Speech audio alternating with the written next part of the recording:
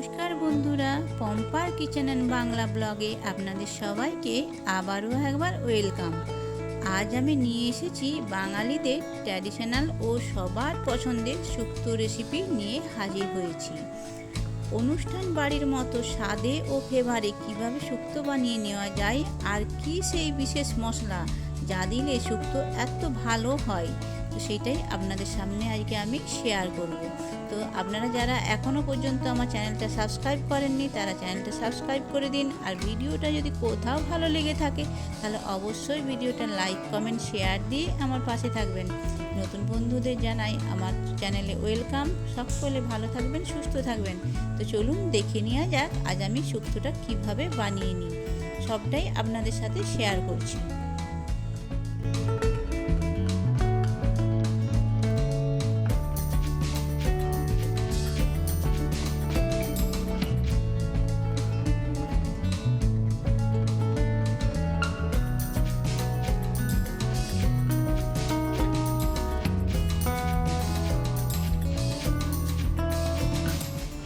বানানোর জন্য আমি এখানে সবজিগুলো পরিষ্কার করে কেটে নিয়েছি। এখানে নিয়েছি কাঁচকলা, গাজর, আলু, বেগুন, উচ্ছে আর সজনে ডাঁটা। তো এই দিয়ে আজকে আমার শুক্তো রেসিপি তৈরি করব। বন্ধুরা আপনারা দেখতেই পাচ্ছেন আমি প্রত্যেকটা সবজি কিন্তু লম্বা লম্বা করে কেটে নিয়েছি। তো চলুন এগুলো এখন আপাতত পরিষ্কার করে ধুয়ে নিই পরিষ্কার জল দিয়ে, তারপরে আপনাদের কাছে আবারও ফিরে আসছি।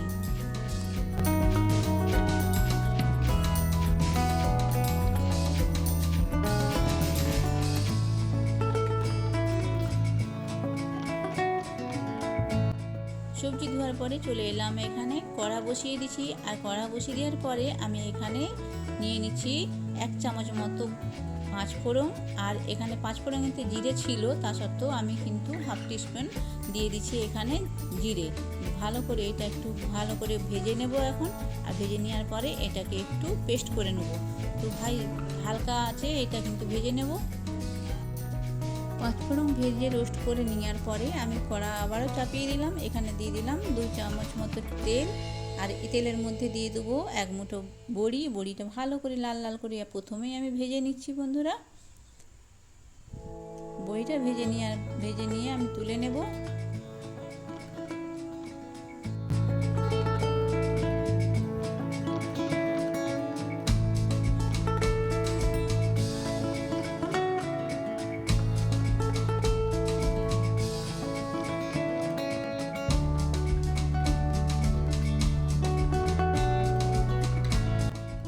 এরপরে ওই তেলের মধ্যে ভেজে নেব উচ্ছেগুলো। আর উচ্ছেগুলো আমি 2টো উচ্ছে লম্বা লম্বা করে কেটে নুন হলুদ মাখিয়ে রেখেছিলাম। আর নুন হলুদ মাখিয়ে রাখার জন্য উচ্ছে থেকে যে জলটা বেরিয়েছে সেই জলটা চিপে আমি ভালো করে উচ্ছেটা একটু তেলের মধ্যে ভালো করে ভেজে নেব। আর উচ্ছেটা লাল লাল করে ভেজে নিলে এর থেকে যে তেতোটা অনেকটাই কমে যায়, তাই জন্য আমি উচ্ছেটাকে আগে ভেজে নিলাম।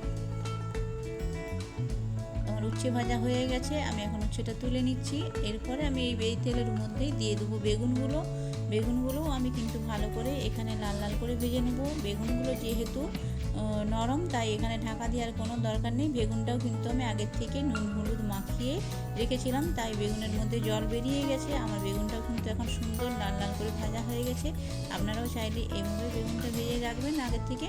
বড়ি, উচ্ছে আর বেগুন প্রত্যেকটা কিন্তু আমি আলাদা আলাদা ভেজে নিয়েছি। এরপর আমি এখানে দিয়ে দেবো 2 চামচ মতো আবারও তেল। আর তেলটা গরম হয়ে গেলে পরে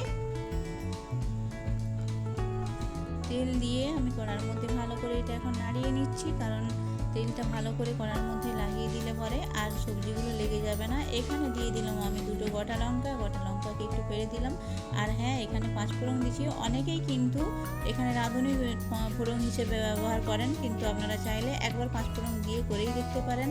আর পাঁচফোড়নের স্বাদ আর গন্ধ দুটোই কিন্তু আলাদা হয়, তো এই জন্য আমি এখানে পাঁচফোড়ন ব্যবহার করছি। তারপরে দিয়ে দিলাম যে সবজিগুলো লম্বা লম্বা করে কেটে রেখেছিলাম, সেই সবজিগুলো এখন সব আমি এর মধ্যে দিয়ে দিলাম।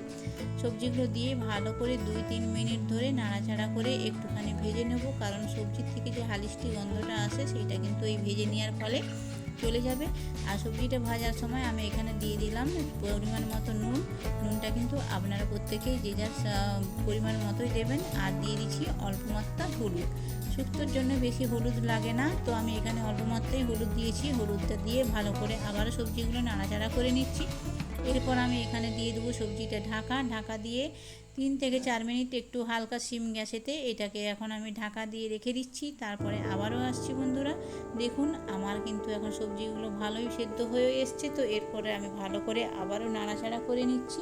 নাড়াচাড়া করে সবজিগুলো একটু না ভেজে দিলে কিন্তু অসুবিধা। এরপর আমি বেটে রেখেছিলাম এখানে রাঁধুনি আর আদা কাঁচা লঙ্কা বাটা, তো সেইটা আমি বেটে রেখেছিলাম। যাই হোক, আর রাঁধুনি ছাড়া কিন্তু শুক্তো সম্পূর্ণ অসম্পূর্ণ থেকে যায়, তার জন্য শুক্তো করতে গেলে কিন্তু রাঁধুনিটা মাস্ট। রাঁধুনি না দিলে সেই গন্ধ কিন্তু অবশ্যই আসে না, সেই জন্য আপনাদের সাথে এটাই শেয়ার করলাম যে রাঁধুনি কিন্তু দিতেই হবে শুক্তোতে।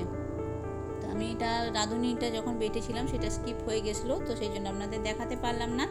আদা আর কাঁচা লঙ্কা রাঁধুনি তিনটাই আমি বেটে রেখেছিলাম। এবার এটা দিয়ে ভালো করে নাড়াচাড়া করে আবার একবার ঢাকা দিয়ে দিয়েছিলাম। তো ঢাকা দিয়ে দেখুন আমি আবারও খুলে দিলাম, হালকা গ্যাস সিম আঁচেতে কিন্তু আমি এটা করছি। আর আমার কিন্তু এখন সবজিটা সুন্দরভাবে ভাজা হয়ে গেছে, আর সাথে একটা সুন্দর গন্ধও বেরিয়ে আসছে।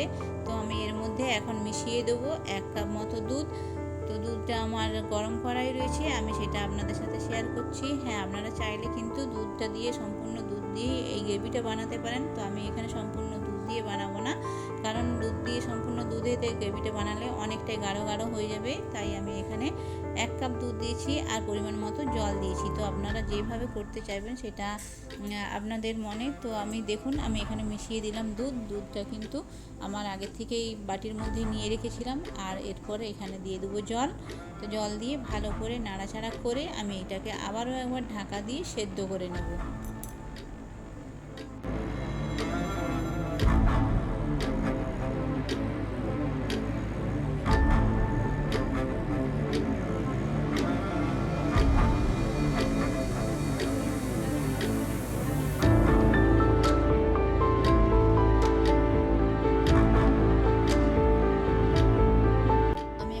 দিয়ে দিচ্ছি। 5 মিনিট বাদে আমি আবারও ফিরে আসছি বন্ধুরা।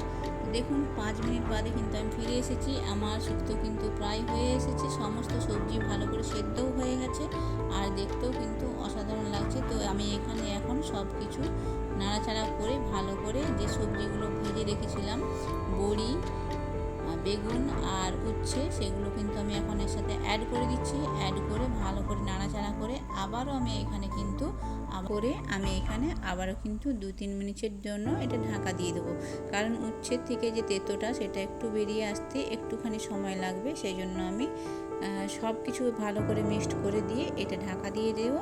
2-3 মিনিট বাদে আপনাদের কাছে আমি আবারও ফেরত আসছি, কেউ কোথাও যাবেন না। দেখুন আমি ঢাকা দিয়ে আবার ওটা যখন দেখছি সম্পূর্ণভাবে কিন্তু আমার হয়ে গেছে। আর এখানে যে ভেজে রোস্ট করে রেখেছিলাম মশলাটা, 5 ফোড়ন আর জিরেতে, সেই মশলাটা কিন্তু আমি এখানে মিশিয়ে দিচ্ছি এখন। আর পরিমাণটা আমার একটু বেশি হয়ে গেছিলো, তাই আপনাদের যতটা পরিমাণ লাগবে সেই মতোই আপনারা মেশাবেন। আমার পরিমাণ মতো আমি তার সবজির মধ্যে মিশিয়ে দিলাম। আর সবজিটা এত সুন্দর শুক্তোটার গন্ধ বেরিয়েছিল যে কি বলবো, আপনারা একবার এইভাবে ট্রাই করে দেখবেন। পুরো সম্পূর্ণ অনুষ্ঠান বাড়ির মতো এরকমভাবে শুক্তো বানিয়ে নেওয়া যায়, বাড়িতেও কোনো সমস্যা নেই। তো দেখুন আজকে সে রেসিপিটি আমার কেমন লাগলো অবশ্যই কমেন্ট করে জানাবেন বন্ধুরা।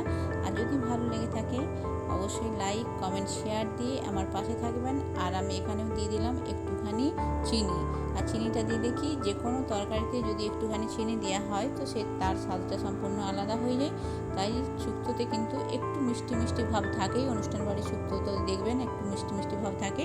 তার জন্য আমি এখানে 1 চামচ মতো চিনি মিশিয়ে দিলাম। আর আমার শুক্তো কিন্তু একদম পারফেক্টভাবে রেডি। দেখতেই পাচ্ছেন কতটা সুন্দর হয়েছে। তো চলুন এটা আমি এখন তুলে নিই।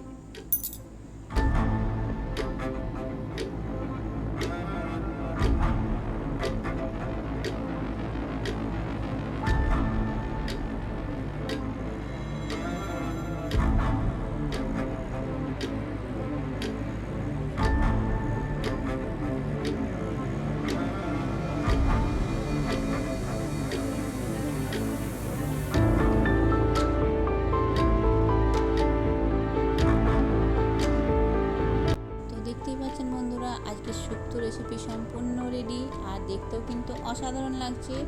যদি ভালো লেগে থাকে সবাই একটা লাইক কিন্তু অবশ্যই দিবেন। যারা নতুন এসেছেন সবাইকে আমার তরফে ওয়েলকাম, সবাইকে টাটা।